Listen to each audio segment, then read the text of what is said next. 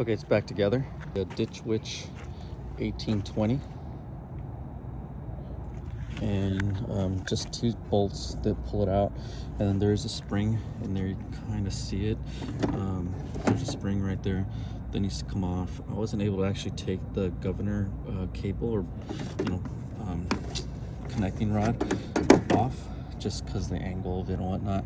And then the choke itself is actually just free falling, and it sits right on this tab. So when you pull the choke, push the choke in or push it out, it just moves it freely.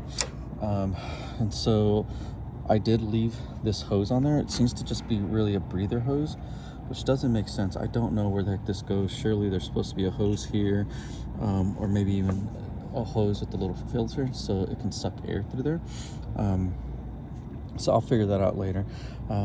There's a little hose, not the filter here, but the hose down in there. You can kind of see it from this angle.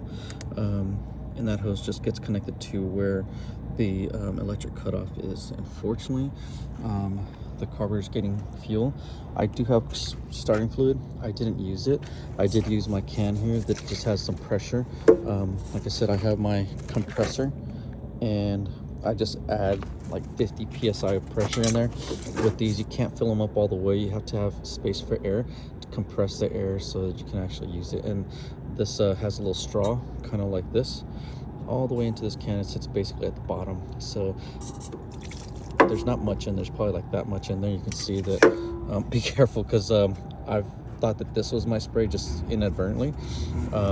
So I have been keeping them close together so I don't spray myself there, but this is the actual spray, not this one. But in an upright position, I just sprayed a little bit of gas in there the first time. You don't need it now because it's working. Like, it did take like 3 or 4 cranks to actually get it going. But now, let me see, my choke is in the on position. So once the choke is on, it's basically stops this from allowing air to go in, and so all the vacuum the piston creates as it comes down is utilized to suck gas in. And this little filters, you can't really tell, but it's full of gas, which is great, and it's clear looking gas because it came out of there. All this crap is gonna have to be cleaned out and tossed. And actually what I've done, I have that van there, and the gas sat for like 5 years. I took 12 gallons out of it, and 2 gallons at a time. I'll just add it to my C-Max, and it runs great with 0 issues. I filtered out obviously, but as long as you can keep the filter set up, I've never had problems with this car. It's running great. So, and I do put like an additive once every 6 months, just like I'll buy 2 bottles from the Dollar Tree, and I'll just throw them in at one time. Anyways, it's ready to start. Here we go. 1, 2. We can push our choke in a little bit to let the, yeah, it's running great with no choke. And this is our gas throttle. Yeah, then so it's completely at idle now.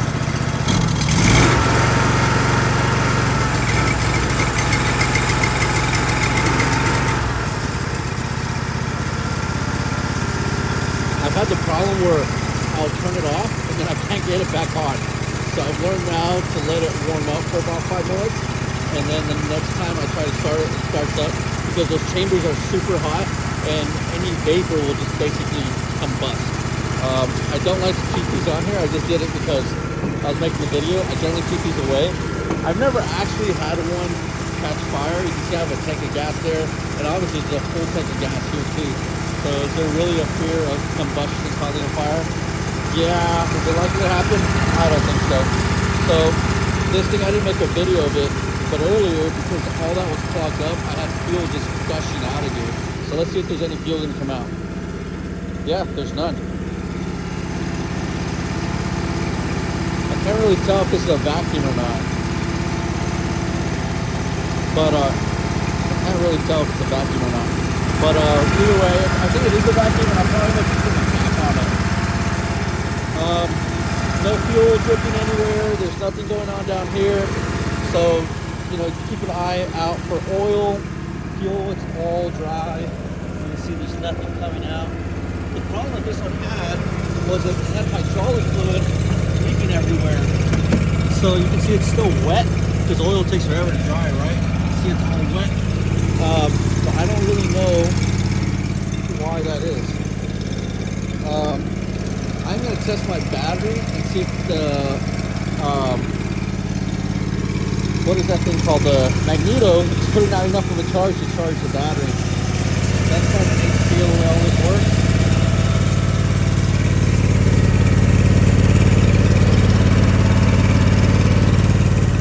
They all seem to work the same. But except this one has all sorts of hydraulics and setups, and so I haven't really gone through it, but they're all, again, basically the same. This one seems to be the one to control the arm that goes up and down. This one seems to control the actual, well, I don't know what the hell that is. This one, I did see that this one is like a forward and backwards. Here it is, forward and backwards. And then this is the chain. Oh, this is the four-wheel drive. I say four-wheel drive, but it locks the wheels together. So when you're cutting, if that's not engaged, the device will start to turn. So it'll start to turn. But if you get both wheels to spin forward or backwards at the same time, then it'll track straighter. Doesn't necessarily guarantee it, but it does run straighter. So, anyways, this is the Ditch Witch 1020. I just picked it up today. And I have spent about 2 or 3 hours on it. Like I said, the first thing I did was try to get gas in it and see if it would combust. I didn't use starting fluid initially. I just used my little gas tank right there. And I got it to run and start, but I had to keep on spraying and spraying and spraying to actually keep the engine on.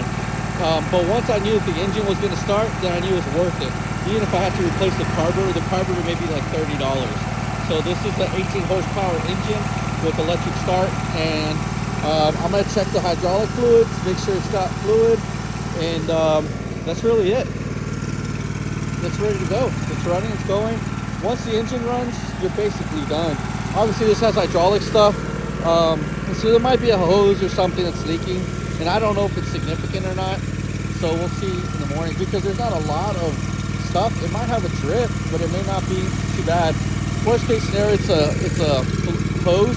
The bad thing is with these ditch witches, like everything's got to come off. And I made a video where I had to I did a 1030, which is basically this unit, just a smaller chain. The device itself is significantly smaller. You know, it's not so bulky, and the hydraulics didn't look so aggressive. But I mean, hydraulics are all the same. They have metal versus rubber hoses. It's really not a big deal. The odd thing is, you know, I was looking at this. I guess this is saying that this is an anchor point, and that's the way I used it. But why are there no anchor points everywhere else? It doesn't make sense to me. One thing, whenever you buy a ditch witch or a trencher, try to get it with this thing on there. I bought many without it, so it's not necessary, but it basically keeps it straight. What ends up happening over time, it starts to bend and drop, and it's just not straight. It's worked for me either way, and I've run them for, you know, several jobs like that. But anyways, it's cold outside. It's like 45 degrees out here in Fort Worth, Texas, and I'm just happy that this thing is up and running. Obviously, I've done nothing to it. It's just running by itself. The best thing is that the choke is off and it's on idle. I could probably get it to run just a little bit slower. Oh, that's the choke. So I could probably get it to run just a little bit slower, but if I adjusted this and let it come out a little bit. But for me, that's great. That's good amount of power. Again, keep in mind this is a 18 horsepower engine versus that engine there. It's only 16 horsepower, which is bigger than the 14 horsepower engine that's on that one. And of course, the little lawnmowers, they all have like 5 or 6 horsepower engines. So this 18 horsepower engine, even at a lower RPM, is going to produce more torque than that 14 and that 16, obviously. Anyways, that's it. Thanks for watching. It's up and running. I'm going to put it all back together. I got my air housing over here somewhere, and button it up, get it all back together. I need to empty out the gas tank and clean it out, and I'm not sure how I'll do that. I've got another ditch witch over there, and it does have an electric pump, so I might just take it off for the purpose of emptying out that tank and make it easy for me. Once you get the flow of gas going, gravity just does the rest. So it's really not that hard. I might use the exact same hose and do the same thing, collect the gas and just pour it in here eventually. I'll get a fill filter on the way out, and then I'll get a fill filter from the tank to that, so I can filter the gas twice. And luckily I've never had any issues, but again, I do fuel treatment. The tires were low, and so I tried to put air in this tire when I bought it, but I couldn't get it. So I lifted the vehicle up and I put air in it once it was up in the air, and it held. It's been holding for the last 2 hours or so. So the tires are good. The gentleman that had this, I think, really did take care of his stuff. I put air in that tire like 6 hours ago and it's still holding. It's not perfect, but it's good enough. This one here is flat, but I haven't even tried to put air in it. I'll probably put some of that green slime in it and fill them up. I just fill them up 2 or 3 times, and I don't really mess with them much. But if you let it go down with slime in there, fill it back up and use it, and it'll go down. And by the 3rd or 4th time, the slime does finally coat and catch, and the tires stay inflated a little bit longer. But again, I've got this little compressor here from Milwaukee. I love it. I had the smaller version of it, and it did really well. But for these larger tires, that little one was just, I mean, it worked great, but it did take too long.